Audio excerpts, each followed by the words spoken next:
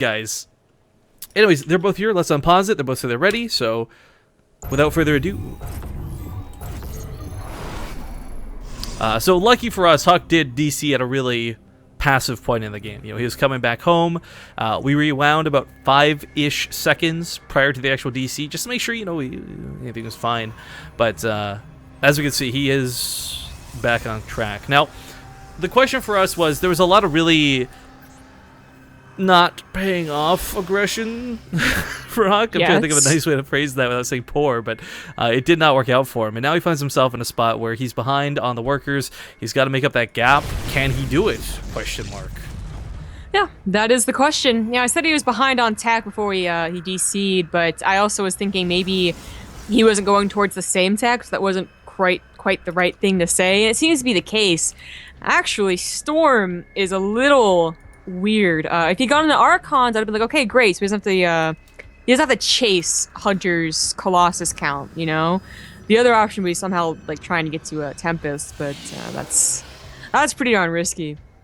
But to actually just go for a different composition can sometimes work out, you know? They don't know how to deal with the composition. You get the right mixture of units sometimes, and it's better than just, you know, Colossus count versus Colossus count, pew, pew, pew.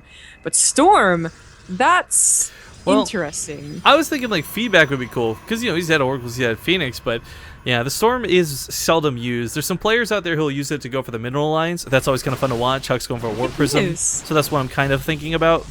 Alternatively, though, it can actually strip the shields off of Zealots and Stalkers and Colossus pretty quick. It's not crazy damage like an EMP. It's not instantaneous like an EMP, but it's still area of effect damage. Yeah.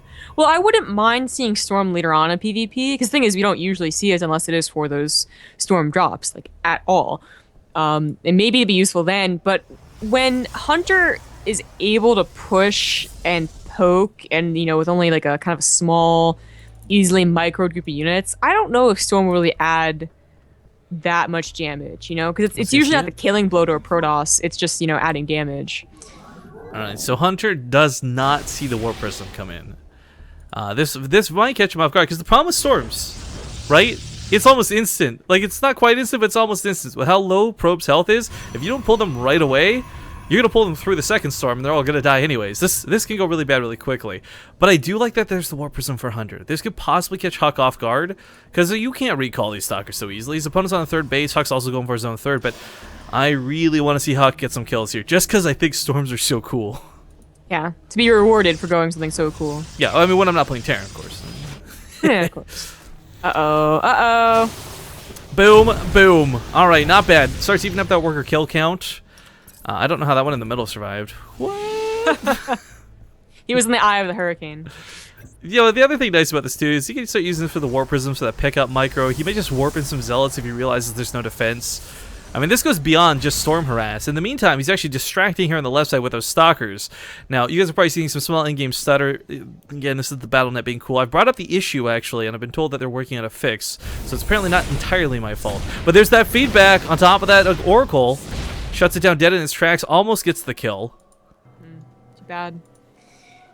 The Blink Stalker is still trying to harass whatever they can. I mean, HuK is doing a good job to try and get back into this game, but he's still down in probes and now is down in army supply. You need to spend a lot of gas and minerals getting Storm itself. I mean, he's leading upgrades. He's got the potential more Storm. Like, he didn't lose the Warpers, he didn't lose the Templar yet, so there might still be more Storms to come. And Hunter, there's only one way he runs through this. There we go. Drags from one Storm into the other. He's that worker kill count up to almost even it up. Hunter still has a big worker lead because of how long it took HuK to get these additional Nexus up, but I don't know, man. I'm liking HuK's tactics so far, and he's kept everything alive. I think that's the key point here. Well, see, I can go into the mid game. So, ooh, you know, eventually, this is nice harass again. Eventually, what you're going to have is both players are going to have the same composition. It's inevitable. People want Archon, Charge, Colossus with good upgrades. You know, you just might start off with Archons, you might start off with Colossus, but you get to the same place. The question is, can HuK get to the same place? Hunter's already ready to get his own Archon soon enough, but he's pushing with Colossus first. Yeah, I mean, the dedication of the harass was cool, but it means nothing if you can't take the full brunt of the army. We get the Oracle coming back towards here to the natural. He's pulling away from his cannon. Awkward. Zealots being warped in directly too thanks to the Warp Prism, but HuK's entire force is here in the front lines. Now, the Archons are the advantage he has over this. The Colossus obviously win, but if those Archons can soak up enough of the damage, the Immortals will truck through the Colossus. But so much of this comes down to the engagement, and it's already starting off kind of poorly. What's so funny, I think about, I don't know if HuK did this on purpose or it's coincidental, but SimCity does not work in his favor this time. He's the one with the charge on Archon. If he gets trapped in, the Colossus shots are just going to do more and more splash damage. Well, I'm waiting to see where these possible Templar come into play. Hunter might be waiting to feed back the Templars that come out of the Warp Prism. That could be really dirty. That'd be really funny. HuK, I don't think ever got really any. Oh no, he did. He got like 4 mortals. Never mind. He could trade out the storms. Hope they can just attack and then. Okay, that's a big deal.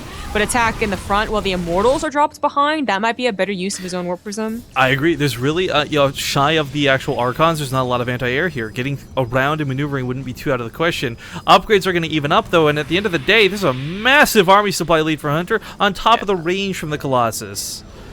HuK just never get up to Colossus. That's one thing he's missing. The rest of the army looks great. There's not enough. He's getting choked in here pretty badly. This is not a great engagement path. I mean, there's no photon overcharge. Time warp goes down. I think he tried to time warp because he misclicked on the photon overcharge.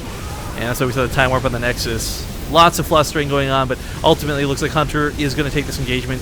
The focus fire is too good. The Colossus are unstoppable. GG is called, and Hunter will go through to the finals. Well, here he will fight against Spear in one more best of one.